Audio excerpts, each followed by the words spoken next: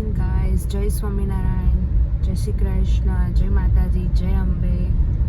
તો જો આજનો દિવસ કેટલો સરસ છે.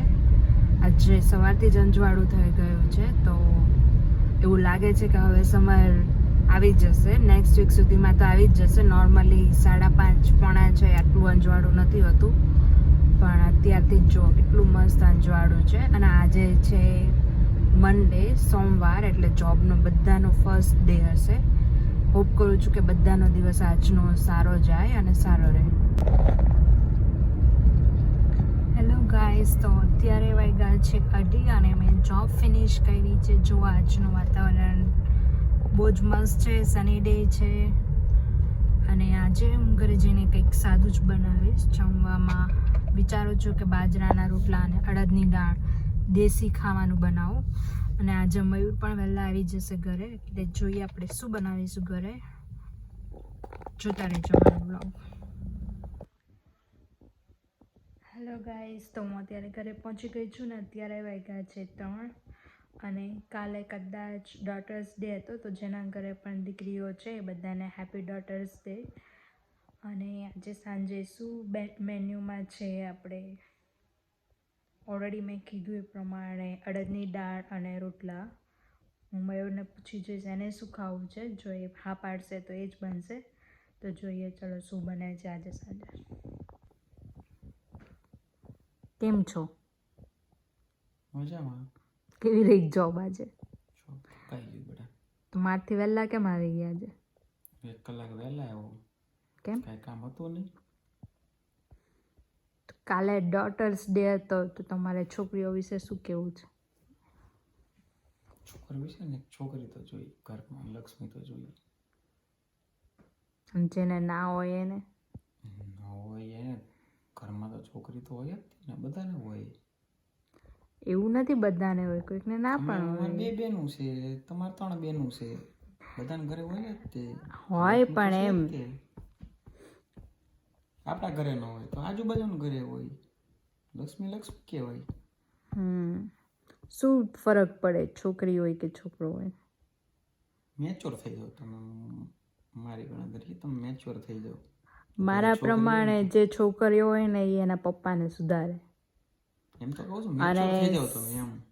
જે છોકરીઓની વાત છે ને હંમેશા એમના પપ્પા તો માને જ, મમ્મી ના માને. પણ એમ તો મારી નજરે તો કીધું તમે મેચ્યોર થઈ જાઓ વધારે એમ. સરસ. સાંજે શું ખાવું છે? અડદની દાળ ને રોટલા ખાવા છે? રોટલા તો નહીં બેટા, ઓલરેડી ગરમી છે હવારની. દેખાત નથી ચડ્ડો પહેરી બેઠું. ગરમી તો છે, જોઈ લો ભાઈ. હવારની ગરમી છે એવું નહીં. હવારની ગરમી આજે હતી જ ગરમી. ધીમે સમર ચાલુ થઈ જાય. હા, જેકેટ હું લાવ્યો નથી, ગાડીમાં કાઢ નાખ્યું ને હવારનું. તો શું જેકેટ પહેર્યું નથી જોબ પર. તો ડિનરમાં શું ખાશો? લાઈટ બનાવો તો બીજું તો હું. લાઈટમાં સેવ ટમેટાનું શાક.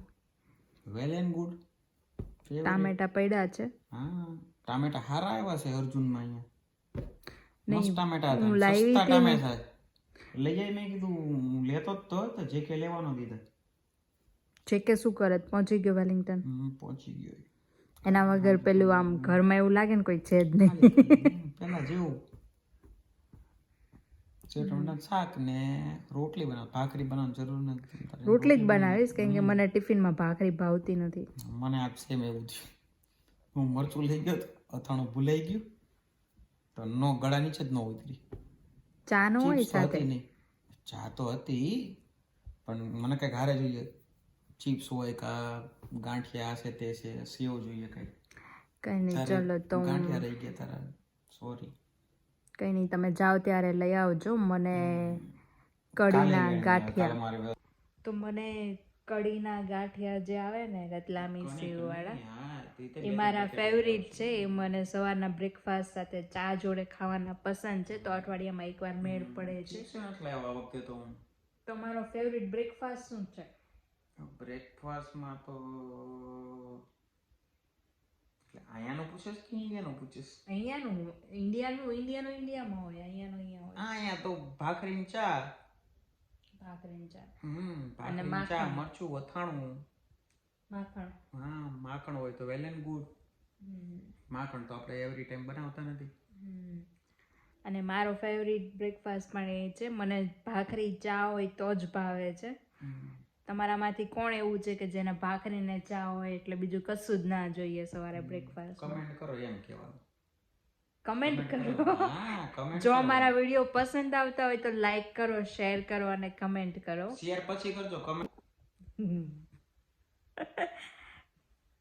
અને ચલો તો હું થોડી વાર બેસીશ, કપડાં ચેન્જ કરીશ, ફ્રેશ થઈ જઈશ અને પછી હું જમવાનું સ્ટાર્ટ કરીશ. આજે મને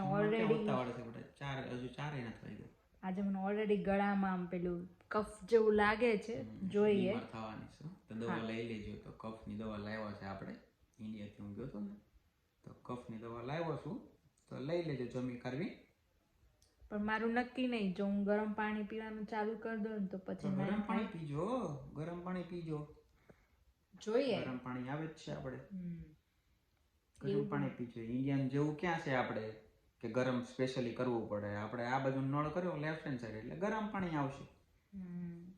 ગરમ પાણી પીવાનું. કઈ નહીં, ચલો તો પછી હમણાં રસોઈ બનાવીને બતાવીએ બધાને. અમે બનાવીએ છીએ સેવ ટામેટાનું શાક. તો મેં તેલ મૂકી દીધું છે. તેલ ગરમ થઈ જાય એટલે આપણે એમાં નાખશું જીરું, થોડો લીમડો અને એમાં આપણે થોડી હિંગ, એનો ટેસ્ટ સારો આવે. અને ગાર્લિકના મેં પીસીસ કરેલા છે આ રીતે, એટલે જેને ના ભાવતું એ લોકો કાઢી શકે. ગાર્લિક, ઓનિયન મારું યુનિક રેસીપી છે એટલે અલગ રીતે બનાવે. પછી આને કાતરી નાખવાની છે બ્રાઉન થાય ત્યાં સુધી.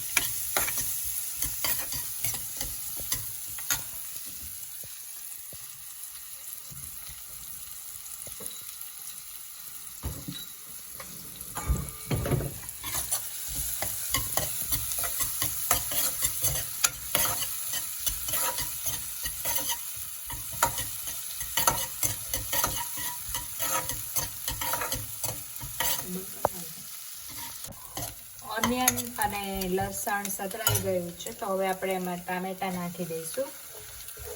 એટલે ટામેટાનો રસ છૂટો પડી જશે, એટલે ગ્રેવી વાળું થઈ જશે.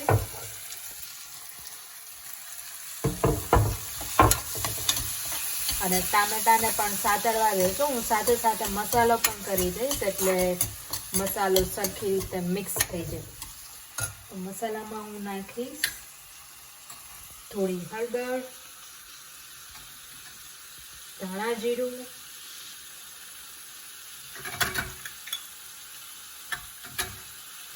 લાલ મરચું પાવડર,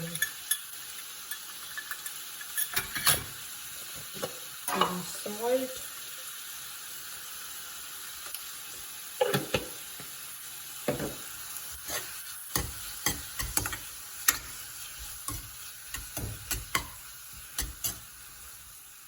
અને થોડુંક એવું પાણી પણ નાખવાનું છે. આમાં આપણે થોડું પાણી પણ નાખી દઈશું અને હવે આને પ્રોપર ચડવા દઈશું. તો આમાં ટામેટા ચડી ગયા છે અને મસાલો પણ મસ્ત રીતે મિક્સ થઈ ગયો છે. હવે આપણે આમાં નાખીશું સેવ. મારી પાસે જાડી સેવ છે એટલે હું એ નાખીશ. અમુક લોકો સેવ ઉપરથી નાખે જ્યારે જમવા બેસે ને ત્યારે, પણ અમે પહેલાં જ નાખી દઈશું.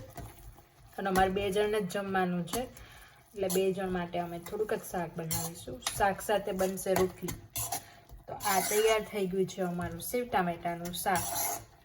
આની ઉપર તમે કોથમીર નાખીને ગાર્નિશ કરી શકો છો, બટ અમે નહીં કરીએ. અમારે પ્રોબ્લેમ છે ખાવામાં, કોથમીર ખાવામાં. એટલે તો ધીસ ઇઝ